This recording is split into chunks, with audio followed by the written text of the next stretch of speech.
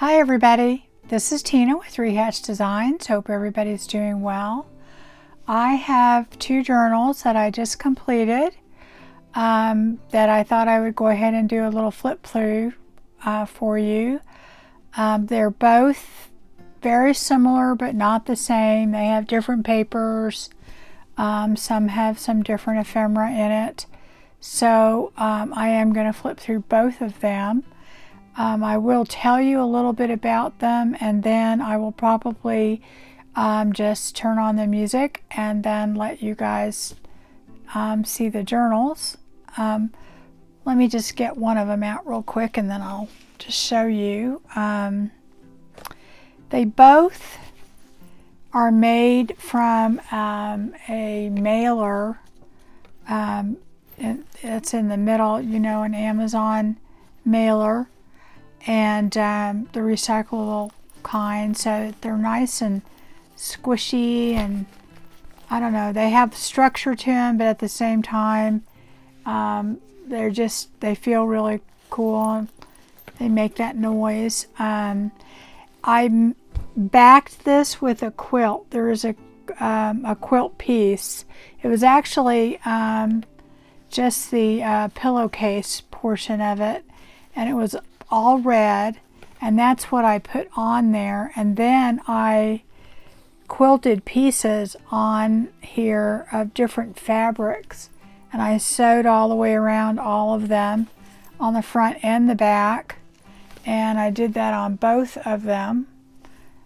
So you can see they're just kind of, so it's kind of puffy from the red material that you can barely see that's under there, and then also from all the individual pieces and the lace and the trim that I went ahead and I sewed around all of those just to give it some oomph, little extra poofiness.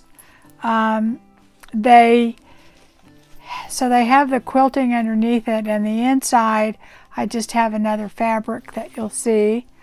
I did a 5-hole pamphlet stitch on these on 2 signatures, and I believe it has, ooh gosh, I'm going to say over 120 pages easily. So it has 2 signatures, over 120 pages.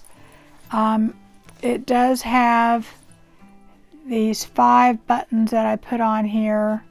These are antique mother of pearl buttons, and the other one has that also. And I have a closure, and it is sewn in and glued in on this side to where it won't come off. So it's just basically sewed here. It's not glued on the back or glued here, just right here.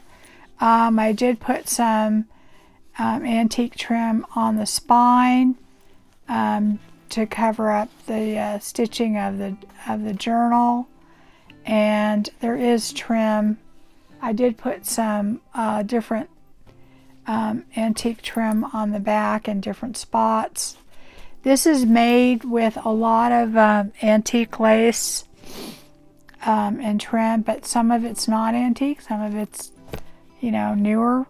It has this really cool little ribbon on it, or I think it is, that says Merry Christmas, and I strategically put that on there to, when you tie it, it'll have Merry Christmas in front of it. Anyway, that is the outside of the journal, and it has this really pretty eyelet on the front here, and then the only red that I used was in this one part back here. As far as trim goes, there's red all over it, but I wanted it to look very I don't know, like an old quilt would look, I guess. You know, something like that you collected and you patched over the years and stuff like that. So anyway, I'm going to go ahead and flip through this a little bit, and then we'll go through the other one also. But it did have on the inside They both have this, and this was a placemat that I put in there, and it is all the way across the back. You'll see that. And I used these different tea towels that I bought. Last year I had this in mind. I wanted to make these journals, and I never really had time.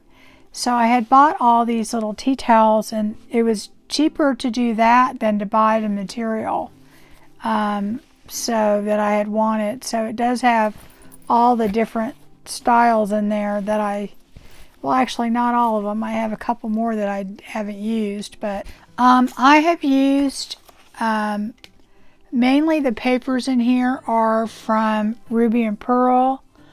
I've also used for the ephemera some Sampool and some Tracy Fox, and for the most part I think that's it. There may be a few Graphics Fairy in here, and maybe a couple of others because it's stuff I already had, but that's pretty much it.